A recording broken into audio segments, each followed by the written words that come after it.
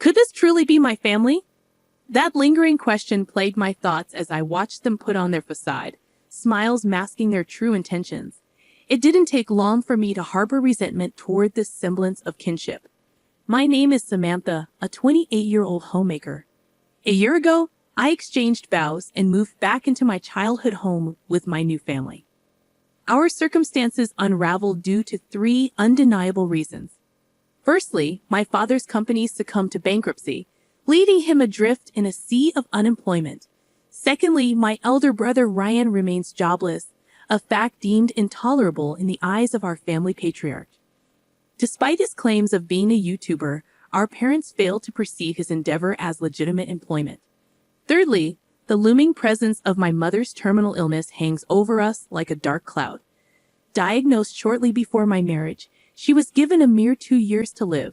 The convergence of these events unfolded in rapid succession, altering the fabric of our lives irreversibly. My father proposed that my husband, Alex, move in with us. Given their close bond and frequent shared moments over drinks, Alex readily agreed. Considering my mother's condition, I too consented to the arrangement, feeling grateful for Alex's support. I was determined to care for my parents to the best of my ability. However, as the year passed since our marriage and cohabitation, my patience with my brother Ryan began to wear thin. It's been quite some time. Why are you content with being a housewife when dad is without a job? Isn't it odd that you're not contributing financially? Do you even understand the gravity of mom's situation? What would happen if I didn't handle the household chores, laundry, and meals, Ryan? It's me who's taking care of it all.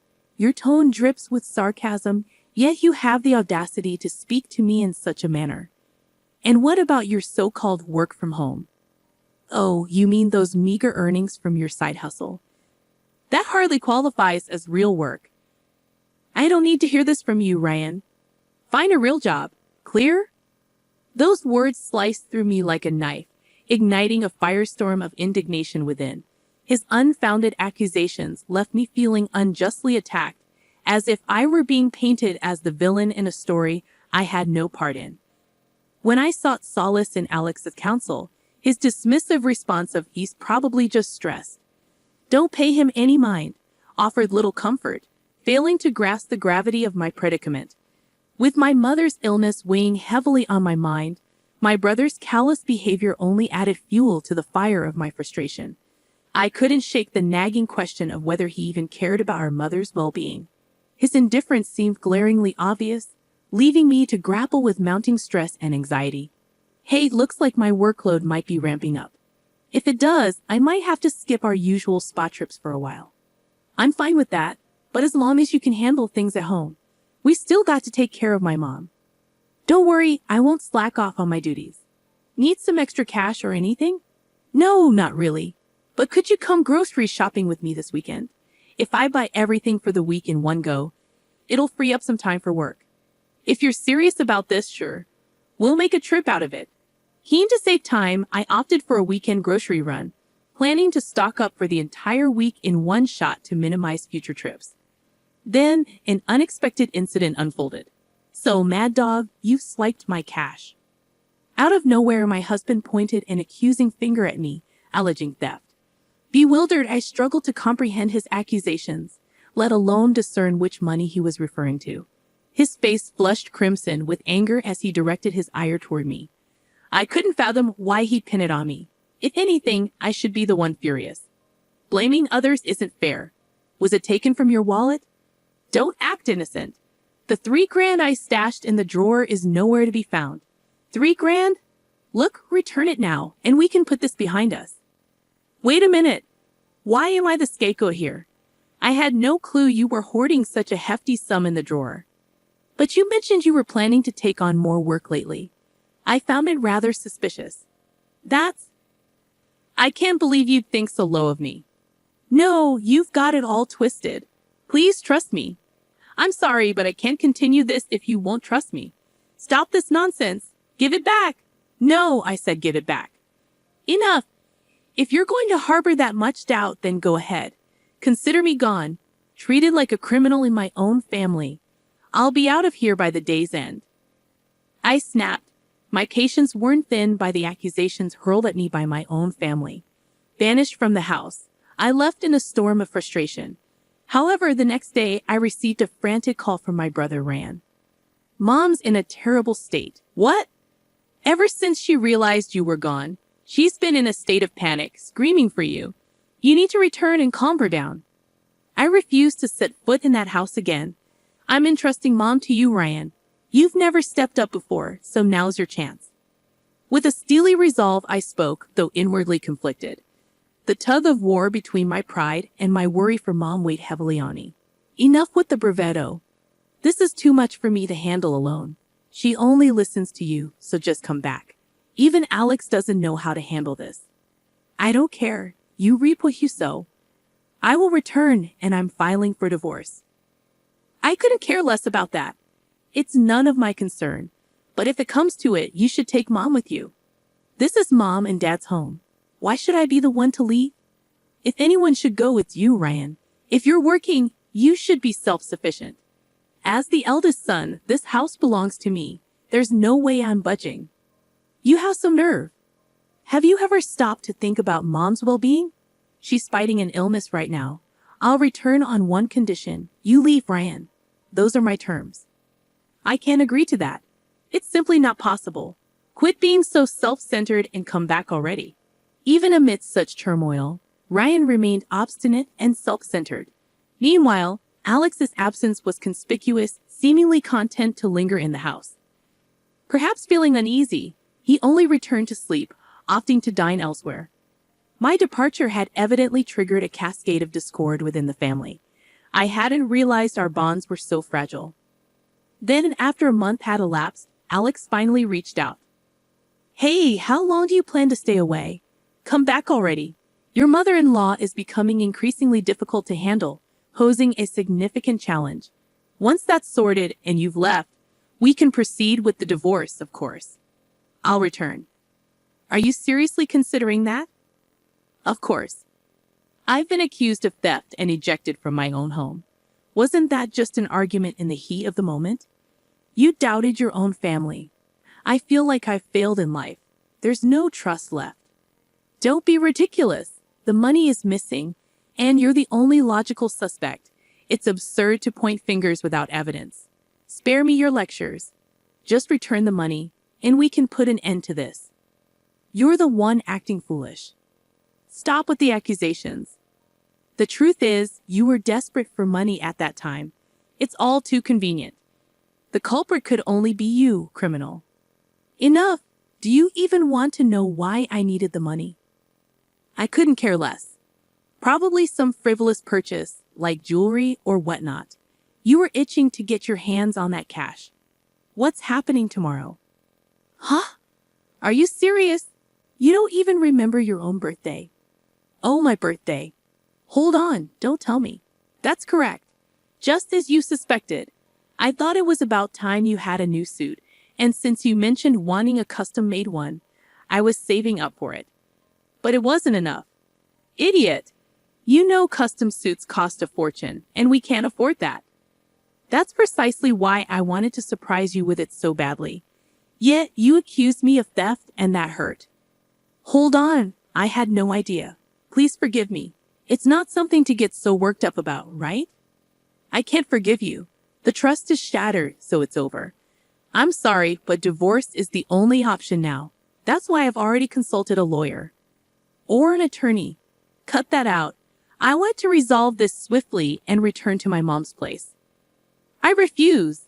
I won't divorce, and I won't vacate this house. We're meant to inherit it, after all. Huh? My resolve to divorce only solidified as Alex's demeanor remained unchanged. If he persists with this attitude, the divorce proceedings are bound to become tumultuous. Nevertheless, I stood firm in my decision. Amidst these thoughts, my brother reached out to me once more.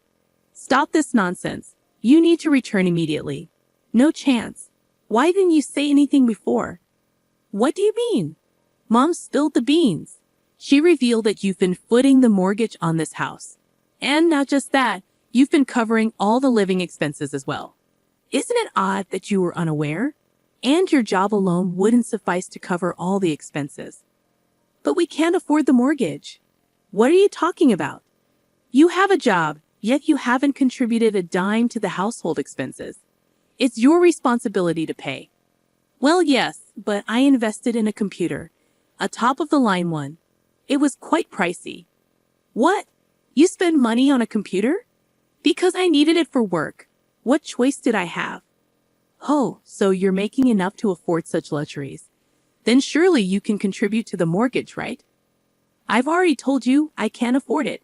And your husband isn't chipping in for household expenses either. What's going on? Until now, I've been covering everything with my earnings, but now that Alex is dining out for every meal, there's no surplus money. What are we going to do? We need to come up with a solution fast. If we don't pay the mortgage, we'll end up homeless. And what about Mom and Dad? I had reached my limit with my brother's self-centered mindset. Enough already. Who cares about your video game streaming? You barely have 100 subscribers, and your views are in single digits. You won't make any money like that. Nobody watches because it's not interesting. How would you know? I just searched for video game streaming, and it popped up. Wearing a mask and sunglasses doesn't make you unrecognizable. How did you afford a computer with that? Don't tell me you. I didn't take any money from your husband. How would you know about that? Something doesn't add up. Well, actually, I overheard your conversation. What? There was nobody home when we had that argument. You were out, which is unusual for you. That's a misunderstanding. You must have mixed up the dates. Quit playing games. You're the one who stole it, aren't you? If you don't confess, I'll report you to the police. Wait, hold on. Report me to the police. Please, no, don't do that. I just found some money and I borrowed it. I promise I'll pay it back. Stop with the excuses. I'll never forgive you. Get out of my house now. I'll be back tomorrow, and if you're still here, I'm calling the cops. Don't talk to me like that. We're siblings. We're family. Can't things just stay the same? Don't try to sweet-talk your way out of this.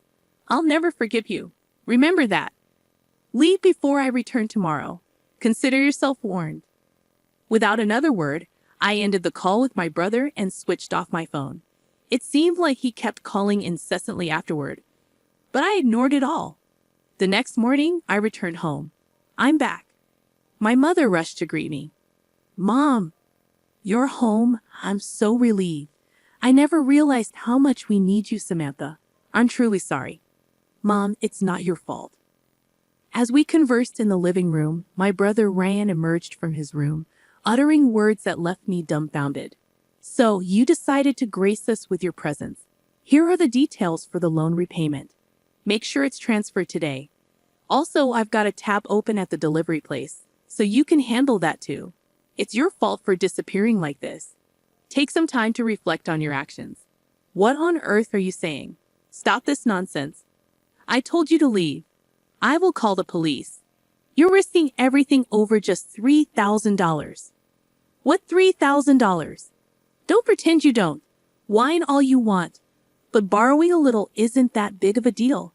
You're making a fuss over nothing. Big deal? You take my money, then brush it off like it's nothing. That's not fair, is it? Can I have it back? I don't recall lending it to you. Living under my roof doesn't give you the right to be so entitled. We're family. Can't you just let it slide? No, I can't just let it slide. Give it back. Are you sure you want to continue like this? You might not have a place to stay much longer. Witnessing Alex and my brother's argument, my father intervened. This is unlike you, Dad. Enough. Both of you, leave this house. It's my house, and currently, Samantha is the one paying the mortgage. I won't hand it over to anyone. I may be the eldest son, but why is my sister taking charge? You're just the eldest son in name. What have you accomplished? You've been holed up, gaming all day. No job, just coasting on the money I've earned, right? You're over 40. Act your age. Leave. That's too harsh. Isn't it heartless to kick out a man with no means? I've been saying this for ages. This isn't a sudden problem. You could sell that computer of yours. You're not even working. Wait a minute. When I say leave, you leave. And that includes you. What? But I haven't done anything. Haven't done anything? Who drove Samantha away, treating her like a criminal? Marriage is built on trust. Once that's broken, family falls apart. I apologize. I'm sorry. But it was your son, Ryan, who stole, wasn't it? Don't pin it all on me.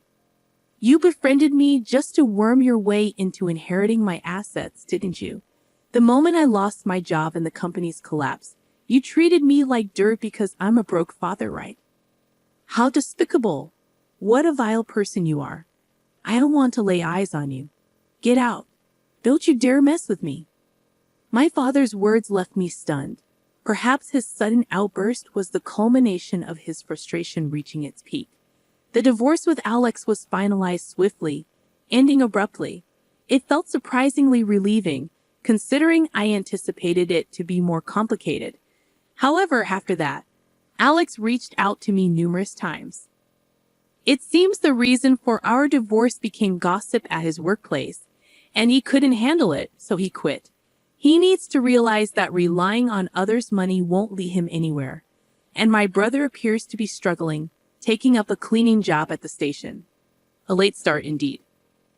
As for me, I have no choice but to give it my all, praying for my mother's prolonged life. Our family is starting anew with just the three of us, and the brightness has returned to our home life.